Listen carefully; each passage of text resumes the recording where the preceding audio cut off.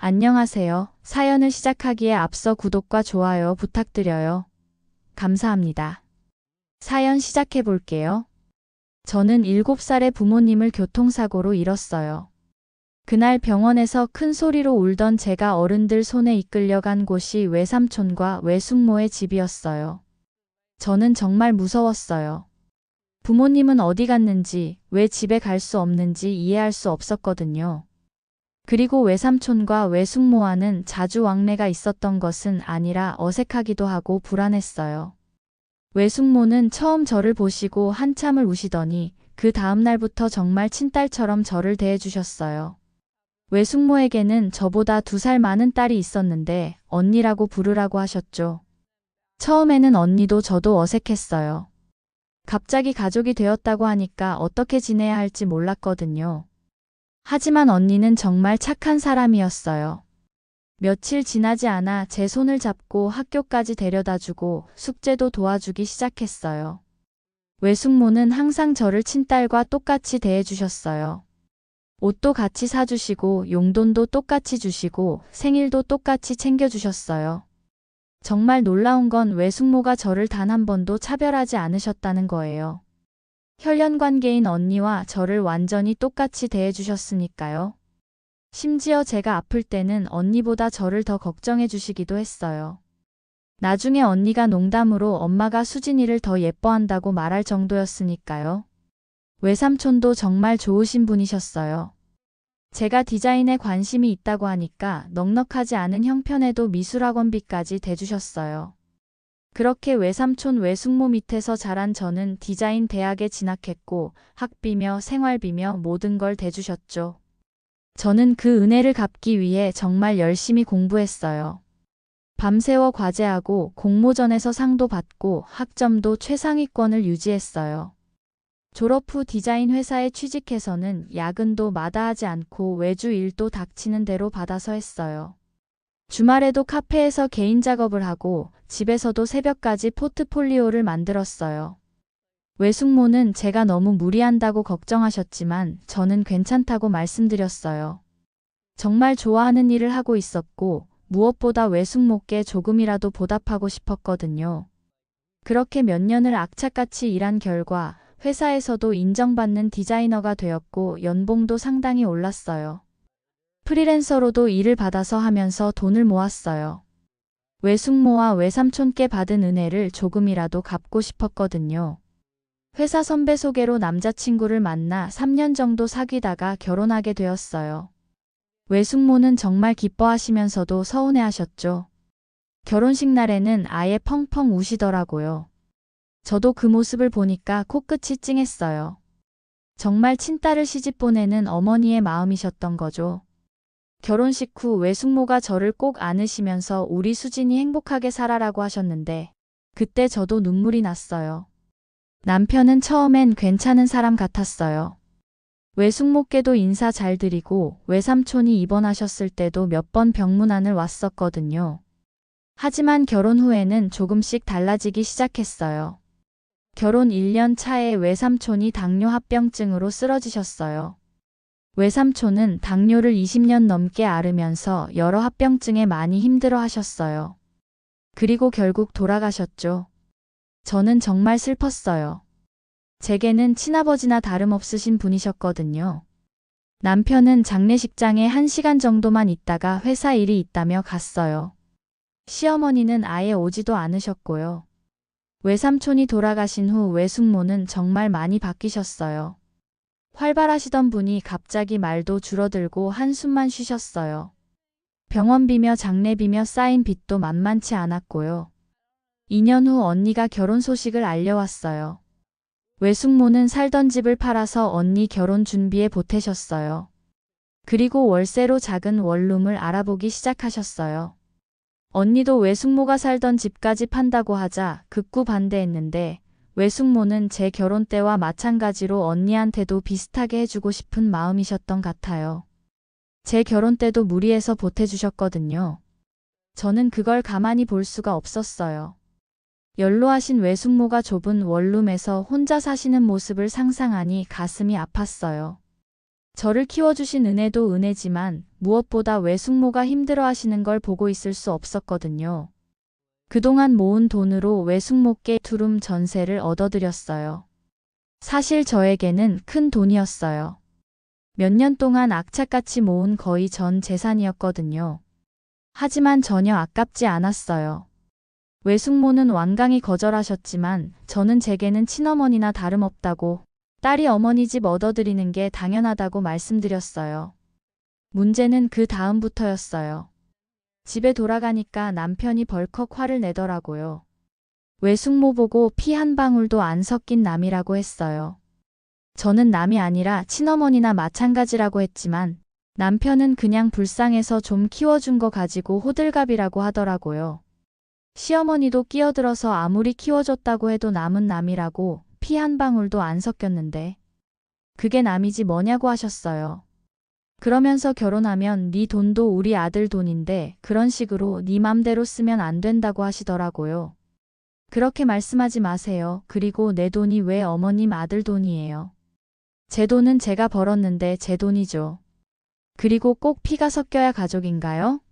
외숙모랑 외삼촌은 절 자식처럼 키워주신 분이세요. 함부로 말씀하지 말아주세요. 시어머니가 벌컥 화를 내시며 어디서 말대답이냐고 하시더라고요. 저는 사실을 말한 거라고 피가 섞이지 않아도 가족이 될 수 있다고 했어요. 남편이 버럭 소리를 질렀어요. 제정신이냐고 어머니한테 사과하라고 했어요. 저는 제가 뭘 잘못했는지 모르겠다고 했죠. 그날 밤 남편은 시어머니께 무릎 꿇고 사과하라고 했어요. 저는 절대 그럴 수 없었어요. 그 후로 집안 분위기는 최악이 되었어요. 저는 더 이상 참을 수가 없었어요. 어머님 말씀대로면 저도 어머님이랑 피 한 방울 안 섞인 남이라고 가족 아니라고 했어요. 그러자 시어머니는 한참 있다가 그건 다르다고 며느리는 가족이라고 하시더라고요. 저는 외숙모도 제게는 가족이라고 했더니 끝까지 피 한 방울 안 섞였는데 남이라고 하시더라고요. 그 후로도 이런 말들이 계속 이어졌어요. 시어머니는 기회가 있을 때마다 저에게 외숙모 이야기만 나오면 얼굴을 찌푸리셨어요. 명절이나 외숙모 생신 때도 제가 선물을 준비하거나 안부를 드리려고 하면 왜 그렇게 신경 쓰냐고 하시더라고요.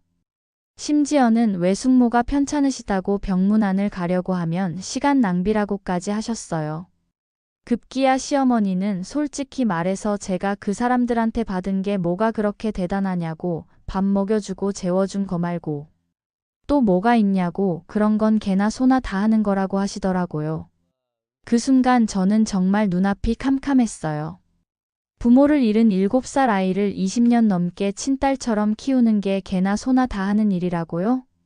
저는 그때 결심했어요. 이 사람들과는 더 이상 함께 살 수 없다고요. 제가 가장 소중히 여기는 분을 이렇게 모독하는 사람들과는 한 지붕 아래 살 수 없다고요. 저는 조용히 계획을 세우기 시작했어요.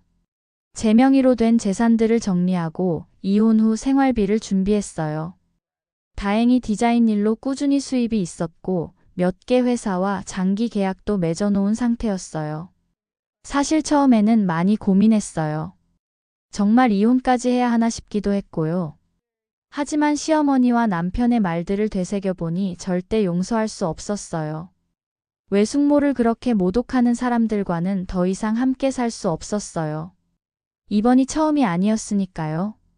외삼촌이 아프셨을 때도 외면하더니 장례식에 남편은 얼굴만 비추고 시어머니는 오시지도 않았고요. 외숙모가 아파서 제가 병문안 가려고 할 때는 시간 낭비라고 했고요. 항상 저를 부모 없이 자라서 가정교육도 제대로 못 받았다고 하면서 외숙모와 외삼촌을 깎아내리고 비하하고 무시했어요. 아마 이대로 참고 살면 앞으로도 항상 이런 식이겠다는 생각이 들더라고요. 그런데 또 때마침 결정적인 순간이 왔어요. 외삼촌 기일이 다가와서 제가 외숙모한테 음식 준비하는데 보태시라고 기일날 일찍 간다고 돈을 보냈어요. 그랬더니 시어머니가 또 제가 그렇게 돈을 마음대로 쓴다면서 이번에는 정말 화가 난다고 하시더라고요. 야, 피 한 방울 안 섞인 사람을 왜 도와? 언제까지 그 집구석에 퍼줄 거야? 그 말을 들은 순간 저는 결심했어요. 그쪽도 피 한 방울 안 섞였잖아요? 시어머니가 깜짝 놀라셨어요. 저는 어머니 말씀대로라면 저희는 피도 안 섞였는데 왜 가족인지 어머니가 저한테 해주신 것도 없는데 왜 저를 간섭하는지 물어봤어요. 남편이 버럭 소리를 질렀어요. 정말 미쳤다고 어머니한테 어떻게 그런 말을 하냐고요. 저는 사실을 말한 건데 뭐가 잘못됐냐고 했어요. 그리고 남편한테 이렇게는 못 살겠으니 당장 이혼하자고 했어요. 그랬더니 남편도 네가 이혼하자면 자기가 겁낼 줄 알았냐면서 당장 하자고 하더라고요. 전 좋다고 했어요. 그리고 가장 중요한 게 남아 있었죠. 시댁 전셋집을 빼는 것이었어요. 결혼하고 시어머니가 원래 월세에 살고 계셨는데 남편이 전세로 옮겨드린다고 했는데 아무래도 돈이 안 될 것 같다며 속상해 하더라고요. 그래서 전 흔쾌히 제가 보증금을 내고 제 앞으로 전세 대출까지 받아서 마련해 드렸거든요. 그런데 이제 그럴 필요가 없어진 거죠. 저는 그날 조용히 부동산에 연락해서 집을 내놓았어요. 일주일 후 시어머니가 갑자기 우리 집에 찾아오셨어요. 얼굴이 하얗게 질려서는 갑자기 부동산에서 집을 내놨다고 하는데 무슨 소리냐고 하시더라고요. 저는 집 빼기로 했다고 다음 달까지 나가면 된다고 했어요. 남편도 회사에서 급히 들어와서 정말 미쳤다고 집을 왜 빼냐고 했어요. 저는 어머니가 피 한 방울 안 섞인 사람. 왜 돕냐고 하시지 않았냐고 어머니도 저랑 피 한 방울 안 섞였으니까 안 도와드리려고 한다고 했어요. 그리고 이제 이혼하면 정말 남인데 당연히 내가 해준 집은 빼야 맞는 거라고 했죠. 시어머니가 벌벌 떨면서 지금 무슨 소리를 하는 거냐고 그 집이 네가 해준 거였냐고 하면서 주저앉더라고요. 남편은 엄청 화를 내면서 저한테 너 같은 여자 정말 질린다면서 하루빨리 이혼하자고 했어요. 저는 고맙다면서 미리 준비해둔 이혼 서류를 내밀었어요. 신혼집은 반반이었지만 어차피 거의 다 대출이어서 나눌 것도 별로 없었거든요. 시어머니와 남편은 마지막까지 계속 제 탓을 하더라고요. 시어머니 집을 빼버린 걸 가지고는 이렇게까지 할 필요가 있었나고 제가 이런 사람인 줄 몰랐다고 하더라고요. 저도 몰랐다고 당신들이 이런 사람들인 줄 몰랐다고 이혼하는 마당에 뻔뻔하게 그 집에서 살 수 있을 것 같았냐고 했죠. 이혼 절차도 순조롭게 진행되었고 제가 번 돈과 외숙모께 드린 돈은 제 몫으로 인정받았어요. 이혼이 확정된 후 저는 외숙모께 말씀드렸어요. 이혼했다고요. 외숙모는 많이 속상해하셨지만 제 선택에는 이유가 있었을 거라면서 위로해 주셨어요. 그 후 저는 외숙모와 함께 살기로 했어요. 어릴 때처럼 외숙모와 함께 있으니까 마음이 편안했거든요. 2년 후 저는 프리랜서로 완전히 독립해서 일도 정말 잘 풀렸고 수입도 회사 다닐 때보다 훨씬 많아졌어요. 어느 날 길에서 우연히 남편을 만났어요. 많이 초라해져 있더라고요. 나중에 알게 된 일인데 남편은 시어머니와 투룸 월세에서 살고 있었어요. 월세도 만만치 않은 데다가 시어머니 생활비까지 책임져야 하니까 경제적으로 많이 힘들다고 하더라고요. 저는 그 소식을 들으면서도 별로 동정심이 들지 않았어요. 자업자득이라고 생각했거든요. 그리고 언니는 아이를 낳았어요. 정말 예쁜 딸이었죠. 외숙모는 손녀를 보시고는 정말 행복해 하셨어요. 우리 수진이도 빨리 좋은 사람 만나서 이런 기쁨을 줬으면 좋겠다고 하시더라고요. 그런데 놀랍게도 저에게도 새로운 인연이 찾아왔어요. 프리랜서로 일하면서 함께 프로젝트를 했던 동료가 있었는데 저에게 조심스럽게 호감을 표현하기 시작했어요. 처음에는 이전 결혼 때문에 조금 망설였지만 자주 만나면서 확신이 들더라고요. 이 사람은 정말 날 존중해 주는구나 싶었어요. 그리고 제 이야기를 듣고 나서 외숙모를 만나 뵙고 싶다고 하시더라고요. 그리고 외숙모를 뵈러 와서는 정말 정중하게 인사드리고 저를 키워주신 은혜에 감사하다고 인사하더라고요. 외숙모도 그런 예비 남편을 보시고 많이 좋아하셨어요. 6개월 전 프로포즈도 받았어요. 이번에는 정말 확신이 들었어요. 며칠 전에는 결혼하면 외숙모 모시고 같이 살자고도 하더라고요. 그런데 외숙모가 극구 반대하셔서 모시고 살지는 않게 되었지만 그런 배려를 해주었다는 것에 대해 예비 남편에게 정말 고맙고 감동받았어요. 외숙모도 정말 기뻐하시면서 이번엔 정말 좋은 사람을 만났구나라고 하셨어요. 다음 달이 결혼식이에요. 이번에는 정말 행복한 결혼이 될 것 같아요. 무엇보다 외숙모가 저의 선택을 온전히 지지해 주시니까 마음이 든든해요.